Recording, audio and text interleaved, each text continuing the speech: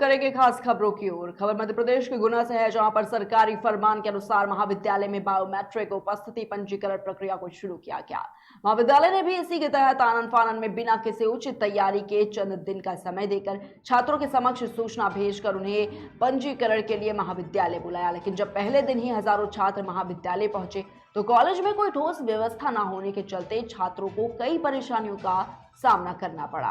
Line में खड़े छात्रों के लिए रजिस्ट्रेशन करने के लिए ऑपरेटर उपलब्ध नहीं है, इसके चलते छात्रों को काफी परेशानियों का सामना करना पड़ा। वहीं छात्र संगठन ने प्रदर्शन कर कॉलेज प्राचार्य को ज्ञापन सौंपा है। छात्र संगठन वाले देशों के द्वारा कॉलेज प्राचार्य को ज्ञापन दिया गया है।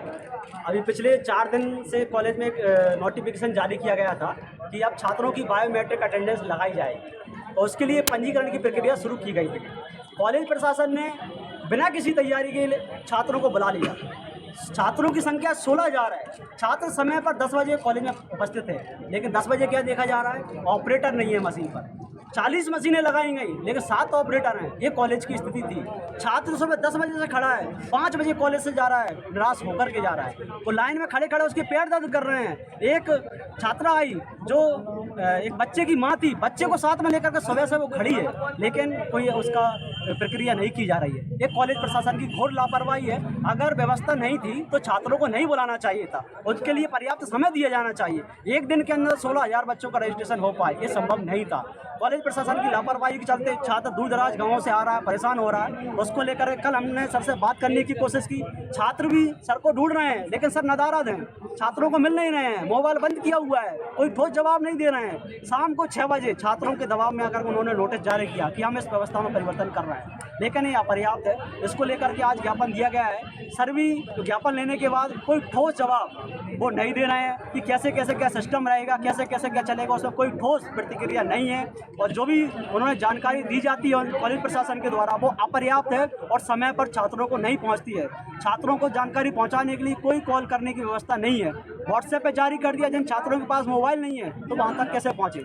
जब इन सारी समस्याओं कॉलेज में छात्र देख रहा है और उसको बोलने के लिए जा रहा है, तो रातों रात कॉलेज एक नोटिफिकेशन जारी कर रहा है कि कॉलेज के अंदर धारा 144 है, आप आंदोलन मत करिए, आप प्रदर्शन मत करिए, आप चुपचाप रहिए, भीड़ मत लगाइए। 16,000 बच्चों को आप ही कॉलेज में बुला रहे हैं ना, तब 144 धारा नहीं है क्या? उसके हिसाब से व्यवस्था की जानी चाहिए थी।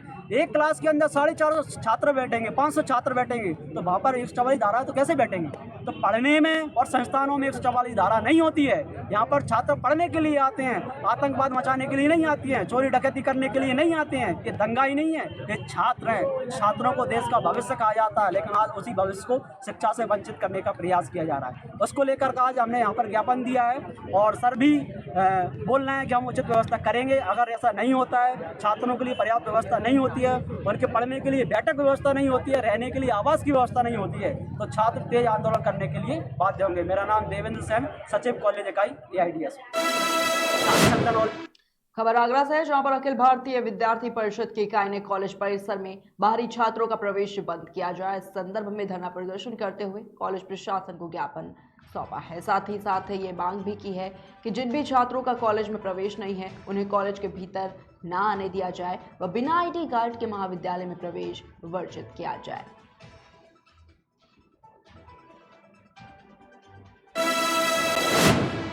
खबर बांदा से है, जहां पर दबंग लहुरेटा खदान संचालक विजय सिंह का तांडव देखने को मिला है। अवैध खनन के खिलाफ विरोध कर रही महिलाओं के साथ दबंग ने मारपीट और अभद्रता की है। पीड़ित महिलाओं ने थाने में पहुंचकर मामले की शिकायत की, लेकिन पुलिस ने इस मामले में कोई कार्रवाई नहीं की। अपने खेत गए थे, पानी सिंचाई चालू थी उधर जी, तो देखा कि हमारे खेत में पानी लगा है। फिर हमने अपनी बहन से बोला कि जब दूसरे खेत में देख के आ, तो देखने गई तो वहाँ 2 मशीनें चल रही थी, वो चैन वाली जी। फिर ये ने आके बताया मेरी बहन ने, फिर मैंने बोला सब लोग गए, हम भाभी लोग दोनों बहनें भाग के गए, अम्मी लोग गई, हम वहाँ गए, मशीन वाले को बोला मशीन बंद कर दो, हमारे खेत में नहीं जोतना इधर, निकालना नहीं।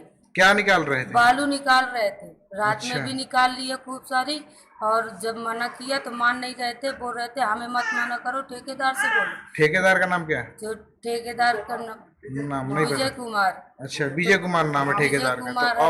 अब मतलब आप जब वहाँ गए तो आपके साथ अभद्र भाषा का प्रयोग और किसने किया?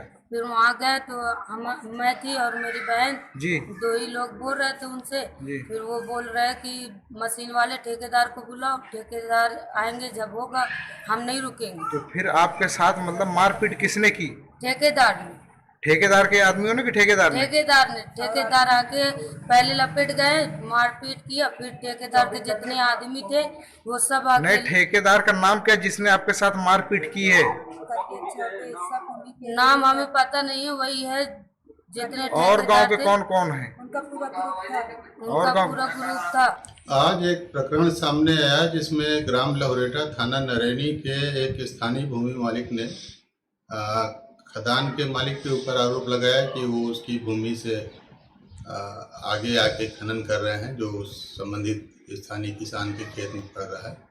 इस संबंध में पहले से भी पैमाइश हो चुकी थी, लेकिन स्थानीय खेत मालिक की मांग पे एसडीएम नरैनी ने पुनः एक बार टीम गठित करके दोबारा पैमाइश का आदेश दे दिया गया है।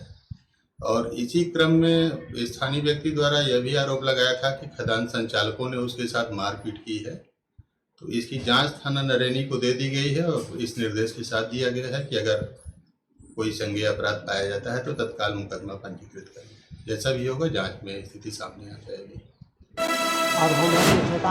वही खबर देवरिया के रुद्रपुर से है, जहां पर एक बार फिर से क्षेत्र में बाबा का बुलडोजर गरजता नजर आया है। बता दें कि यहां करीब आधा दर्जन अतिक्रमण किए गए मकानों को जमींदोज किया गया है।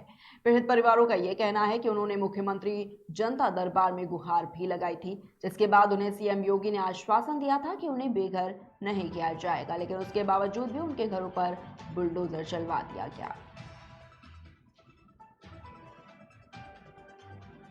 अब हमन के ठेकान बानाई आई इंद्रपदन बाना था, हमन के पाछे पड़ गए बाना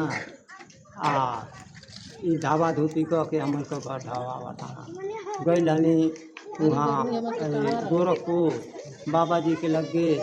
वहाँ रोवल गावल गए तो वहाँ के कहले कि अच्छा जा लोगन तुम लोगों को घर पहुँच जाए।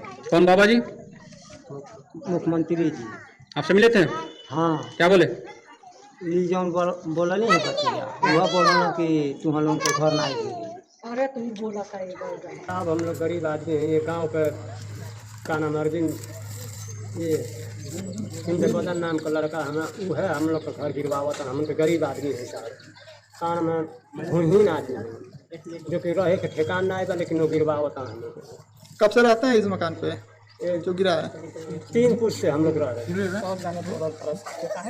3 फुट से रहते हैं सब, लेकिन सर उनको जाके आके जा दरखास्त दे के तो हम लोग घर गिरवा। ये जमीन जो गिरा हुआ है बुलडोजर चला हुआ, कैसा जमीन था और क्यों गिरा हुआ? ये चारागाह की ज़मीन थी। ये लोग कई पुश्तों से बसे थे और इन लोगों के पास यही मात्र मकान है रहने के लिए। लेकिन अब गांव का शिकायतकर्ता बार बार इन लोगों के खिलाफ शिकायत करता है। प्रशासन भी बहुत माने दुखी होकर ये कार्रवाई किया। हम लोग मुख्यमंत्री जी के वहाँ गए थे, सबके साथ गए थे। मुख्यमंत्री जी ने कहा कि जाओ आप लोग, आपका घर नहीं गिरेगा। गरीब हो मजदूर हो, ये लोग दिन भर मजदूरी करके मनरेगा से और काम करके खाते हैं, कोई व्यवस्था नहीं है। बस ये इंदिरा आवास ही इन लोगों का घर बना हुआ है, मात्र दूसरा कोई विकल्प नहीं है।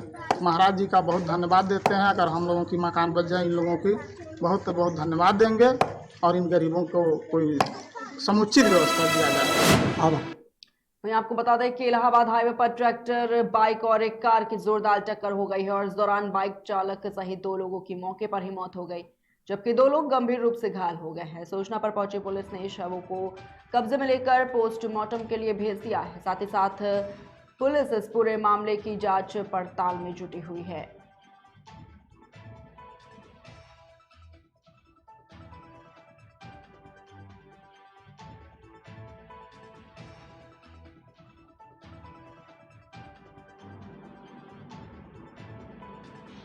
तो खबर जौनपुर से हम आपको ये बता रहे हैं, जहां पर इलाहाबाद हाईवे पर ट्रैक्टर, बाइक और एक कार की जोरदार टक्कर हुई है और इस हादसे में बाइक चालक सहित 2 लोगों की मौत की खबर भी है, जबकि 2 लोग गंभीर रूप से घायल बताए जा रहे हैं।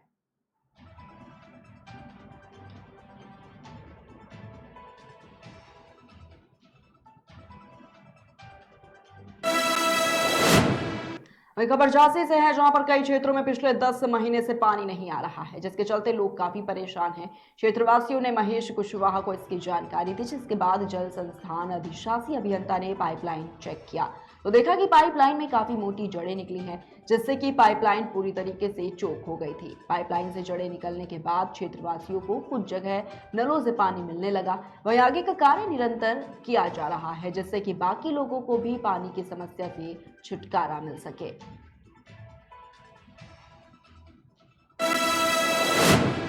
प्रयागराज जनपद के हंडिया कोतवाली से महज 5 किलोमीटर की दूरी पर एक युवक को अज्ञात लोगों ने गोली मार दी। गोली लगने से युवक की मौत हो गई। वहीं सूचना पर पहुंची पुलिस ने शव को पोस्टमार्टम के लिए भेजा है और आगे की कार्रवाई भी शुरू कर दी है। वहीं इस घटना से मृतक के परिजनों का रो रो कर बुरा हाल है। मुंगराव थाना हंडिया क्षेत्र की घटना है। आज पुलिस को लगभग 7 बजे यह सूचना प्राप्त हुई थी। प्रशांत सिंह नामक व्यक्ति को एक बाइक सवार ने पीछे से गोली मार दी है। तत्काल पुलिस टीम द्वारा फील्ड यूनिट द्वारा भी घटना का निरीक्षण स्थल किया गया है। अब तक की पूछताछ में परिजनों का यह आरोप है कि चुनावी रंजिशी को लेकर के इनके ऊपर फायरिंग की गई है। परिजनों से तहरीर प्राप्त की गई है, जिसमें उन्होंने 4 लोगों को नामजद किया है व एक व्यक्ति को अज्ञात के विरुद्ध तहरीर प्राप्त हुई है। इसके पश्चात बॉडी को पोस्टमार्टम के लिए भेजा गया है और अग्रिम विधिक कार्रवाई की जा रही है। वहीं खबर बिहार से के पूर्वी चंपारण से है, जहां पर SC/ST एक्ट के विरोध में जदयू अति पिछड़ा महासभा के राष्ट्रीय प्रभारी पप्पू सिंह निषाद की अध्यक्षता में SC/ST आरक्षण अधिकार पद यात्रा की शुरुआत की गई। इस अवसर पर जदयू अति पिछड़ा महासभा के राष्ट्रीय प्रभारी पप्पू सिंह निषाद ने कहा कि SC/ST कानून और जातीय आरक्षण को लेकर मोदी सरकार की मुश्किलें कम होने का नाम नहीं ले रही। एक तरफ देश के अलग अलग इलाकों में विरोध प्रदर्शन किया जा रहा है, तो वहीं अब संत समाज ने भी मोर्चा खोल दिया है।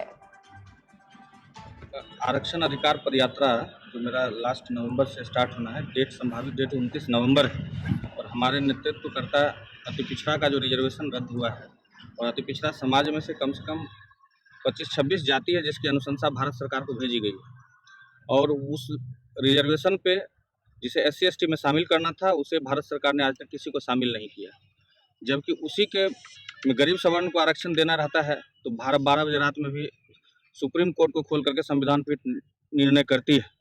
लेकिन जब अति पिछड़ा SC/ST OBC माइनॉरिटी की बात आती है तो देश की सरकार से लेकर के कोई भी संविधान पीठ उस पर निर्णय करने के लिए उचित नहीं समझती है। और यह समझिए बिहार विधानसभा से सर्वसम्मति से पास करके हर बार यहाँ से सारा रिपोर्ट भारत सरकार को भेजी जाती है। भारत सरकार भेजने के बाद भारत सरकार उस पर एक बार भी निर्णय नहीं करती है। न नरेंद्र मोदी जी को इस विषय को लेकर कोई चिंता नहीं है कि SC/ST OBC के लोग कैसे भारत में निवास करते हैं और बिहार के वासी किस परिस्थितियों में कैसे संकट से झेलते हैं। 10 से ज़्यादा की संख्या में अति पिछड़ा समाज का लोग विधायक नहीं बन पाया, सांसद 1-2 गिनती के रहते हैं। IAS तो माना समझ लीजिए पूरे बिहार में गिनती के 2, 4, 5 अभी तक 75 साल में हुए होंगे तो हुए होंगे। किसी यूनिवर्सिटी में हम लोगों का VC नहीं हो पाता है। यह सब कारण है कि हम लोगों का तेज विद्यार्थी IAS का तैयारी भी करता है तो वह IAS की सफलता नहीं प्राप्त कर पाता है। उस सब के पीछे आरक्षण का जो हम लोगों का प्रतिशत तय किया गया है। अब समझिए OBC में 127 EBC में 127 जाति है, उसको मात्र 18% रिजर्वेशन है। जो 10% आबादी है पूरे भारत में उसको 10% 100% रिजर्वेशन दिया गया है। यह जो बात है पूरे अति पिछड़ा SC/ST दलित माइनॉरिटीज के लोग पूरे बिहार में और पूरे देश में कुपित हैं और ये जो बात है उसी को लेकर के माननीय मंत्री मदन सहनी जी के नेतृत्व में हम सभी लोग यहाँ से हम लोग 250 की संख्या में पूरे बिहार के नेता जो अति पिछड़ा वर्ग के हैं वो सभी केसरिया स्तूप से गौतम बुद्ध को नमन करते हुए गांधी मैदान में जाके गांधी मूर्ति के पास हम लोग का पदयात्रा समाप्त होगा, ताकि हमारे देश के जो प्रधानमंत्री हैं वह इस बात को सोच सकें कि हमने SC/ST और OBC को लिए कुछ भी अभी तक नहीं किया, जिसके चलते आज हम लोग प्रताड़ित महसूस करते हैं। पार्टी में क्या है आप? जनता दल यूके पूर्व के सहकारिता प्रकोष्ठ के प्रदेश अध्यक्ष हैं, लेकिन अति पिछड़ा महासभा के राष्ट्रीय संगठन प्रभारी हैं। क्या नाम? पप्पू सिंह निषाद। अधिकार वहीं बिहार के सीतामढ़ी रीगा स्थानीय थाने में थाना प्रबंधक और थाना अध्यक्ष ने महिला हेल्प डेस्क का फीता काटकर उद्घाटन किया। उस दौरान थाना अध्यक्ष ने बताया है कि महिला हेल्प डेस्क के खुलने से महिलाओं को काफी सुविधाएं मिलेगी, जहां वे अपनी समस्याओं को लेकर संपर्क कर सकती हैं। उन्हें समुचित सुविधा भी उपलब्ध कराई जाएगी।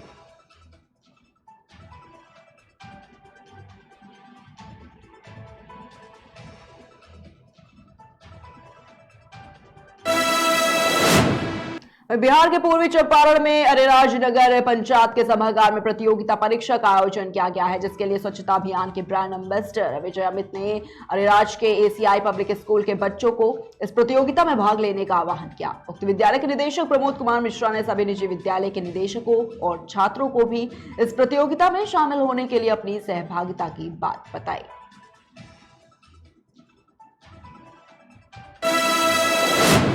फिलहाल की खबरों में इतना ही, रुकते हैं एक छोटे से ब्रेक के लिए।